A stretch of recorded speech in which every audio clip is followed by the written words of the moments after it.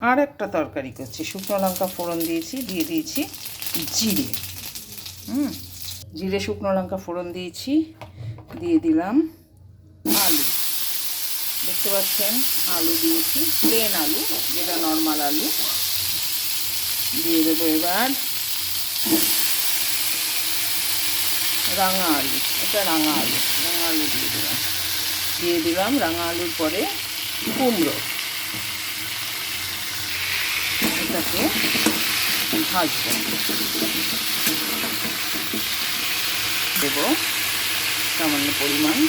লবণ, দেব সামান্য পরিমাণ হলুদ, এটা দিয়ে কী করছি দেখুন, দিয়ে দেব পুঁই বিটুলি, আপনারা চেনেন মনে হয় পুঁই বিটুলি, এই দিয়ে দিলাম পুঁই বিটুলি, দিয়ে ভালো করে ঢেকে ঢেকে সাঁতলাবো, ভালো করে সাঁতলাবো, দিয়ে দিলাম কাঁচা লঙ্কা। এবার এই যে দেখতে পাচ্ছেন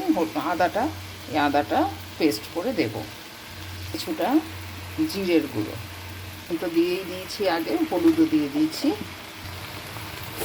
পুঁই বিটুলিতে একটু মিষ্টি না দিলে ভাল লাগে না, মিষ্টিটা একটু বেশি দিলেই ভাল লাগে, একটু মিষ্টি দিয়ে দিলাম আদা, এই যে আদা দিয়ে দিলাম, ভালো করে কষাবো, কষিয়ে জল দিয়ে ঢেকে দেবো,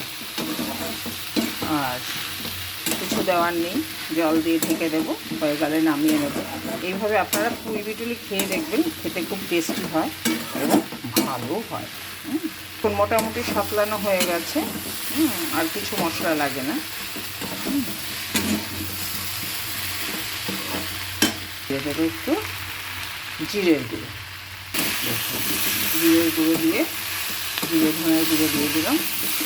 টেনে আসছে, এবার আমি একটু জল দিয়ে দেবো, হয়ে গেল আমার পুঁই বিটুলি, নামিয়ে নেব। আপনারা এইভাবে করে খেয়ে দেখবেন, আশা করি ভালোই লাগবে।